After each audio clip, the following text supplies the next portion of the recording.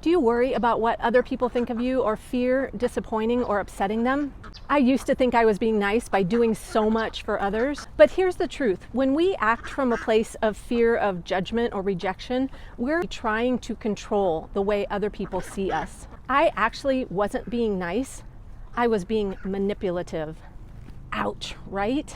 That was so hard for me to hear, but it changed everything for me. In this video, I'm sharing 3 things that I did that I thought were nice, but actually weren't nice at all. Stay tuned to the end because I'm also telling you the one thing that changed all of this for me and stopped my manipulating behavior. My biggest people-pleasing hurdle to get over was the fear of disappointing someone. I thought that if I disappointed someone, that I would be rejected, and that was the last thing that I wanted. Fearing disappointing someone made me morph myself into whatever I thought the other person wanted, because if I could change my behaviors to please them, then I thought that I could avoid disappointing them and the ultimate rejection. I was always afraid of speaking up, and this could be anything from speaking my opinion about something that was different than someone else's, picking a restaurant, picking the movie that we went to, and as extreme as tolerating people's hurtful behavior and not speaking up about that. There was a lot of blame shifting going on here in my mind. I wouldn't pick a restaurant or a movie because I didn't want to be blamed if someone didn't like it. But also, when someone was acting in hurtful ways, I didn't speak up and I would take the blame. I would tell myself that I was overreacting or that I was being too sensitive. So one of the behaviors that I had that was quite manipulative was to never speak up. Never disagree, never tell someone that what they were doing was not okay with me. Is this something you do? Do you see yourself in this? I was always proud of myself for being a person that could go with the flow. I would go along to get along. I thought that was a nice way to be. And in order to be a person who went with the flow, I rarely said no. So as people pleasers, we say yes when we really want to say no, because we think we're being nice and we think that we're going with the flow and that we're making ourselves easy to get along with. But this is manipulative. And then what happens is we get bitter and resentful. We get frustrated. We start feeling overwhelmed and unappreciated and taken advantage of for all of our niceness. And we blame it on the other person, that they're taking advantage of our niceness. But this is our doing. We're the ones that aren't speaking up, not saying no, saying yes when we know deep down we want to say no. And then we show up begrudgingly and we're upset that we're having to put in this time doing the thing that we said yes to, and the resentment just builds and it becomes this vicious cycle.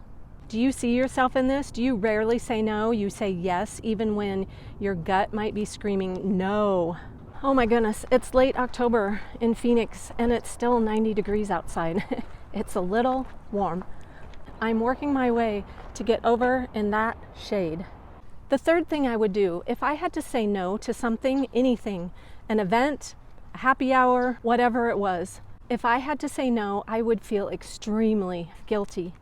And so what would I do to cover up that guilt and to justify myself? I would over-explain and apologize.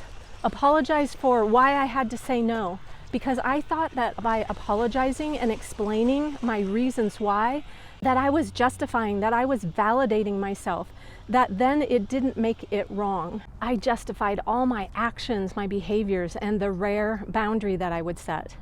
I wanted to maintain harmony and avoid conflict, and I felt responsible for how other people reacted. So this kept me in this cycle of over-explaining and over-apologizing to try and make up, to try and placate them, to try and soothe them, to try and make them comfortable. I wanted to change how others viewed me. It was important for me to be seen as nice because that's the way I was raised. That's what I was taught, to be nice and to be good. So ultimately, I was controlling how they saw me. And I thought in my mind that it allowed me to stay in their good graces. Is this something you do? Do you see yourself in this? And the one thing that I figured out is that not only was I not being authentic and showing people who I really was and allowing them to get to know me, But what I was doing was frustrating to them because they never knew where they stood with me. If I wasn't telling my truth, how did they know how I felt or what I thought? We think they like it when we people please because we think we're being nice, but it's actually very frustrating to other people. They don't know the real us, and they sense that something is off, that we're not being genuine. I was great at morphing myself because I thought it was being nice, but I actually was doing it to fit in and to be accepted, to be liked. Because again, that's what I was taught, to be nice, to be good, to not upset people. So how did I change this? How did I stop being worried about disappointing others, my biggest hurdle to overcome? Once I figured out that I was people-pleasing and how inauthentic and manipulative I was being, I went to work on my behaviors to change them. But I would change for a little while, and then I would boomerang back to the old me. And it wasn't until I discovered this one thing that I was able to shift this. And the one thing was that it wasn't about changing my behaviors, it was changing the beliefs that I had about myself, changing my mindset about myself, that I was worthy to set boundaries, that I was worthy to speak my mind, that I deserved to speak up and have my place in the world, that it was okay for me, and actually it was my responsibility to show up as everything that I wanted to be, not what I thought other people wanted me to be. So that was the shift that I made, was I went to work on the beliefs that I had about myself, because there were a lot of beliefs there from childhood that I was not worthy of speaking up, that I wasn't worthy of saying no. Do you resonate with this? What do you hear yourself telling yourself about yourself? Those are the beliefs that you have about yourself.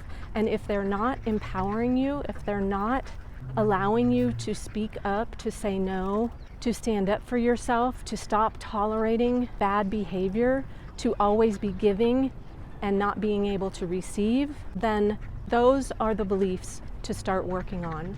And if you want to know more about that, you can watch that video right there. Whoop.